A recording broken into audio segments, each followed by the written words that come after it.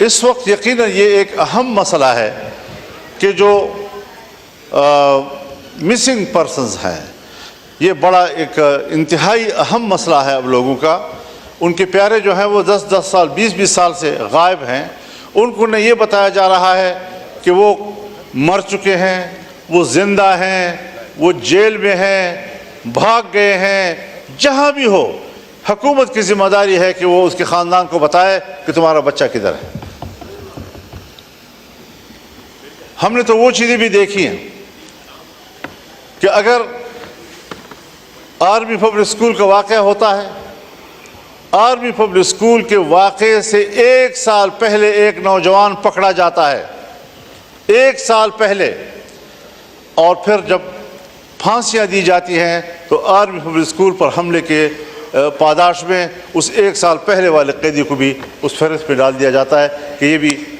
قاتل تھا، اور اس کو پھانسی دے دی جاتی ہے۔ اس قسم کی چیزیں لوگوں میں بد اعتمادی پیدا کرتی ہے، اس قسم کی چیزیں لوگوں میں نفرت پیدا کرتی ہے۔ میں چاہتا ہوں کہ قوم فوج پر اعتماد کرے، لیکن ان اقدامات سے اعتماد ختم ہوتا جا رہا ہے، نفرتوں میں اضافہ ہوتا جا رہا ہے، اور مجھے نہیں خیال کہ یہ نفرتیں ہم آئندہ چند نسلوں میں بھی ختم کر سکیں گے۔ لہٰذا ان مسائل کو ترجیح دے دینی چاہیے۔ وسائل ہیں، اور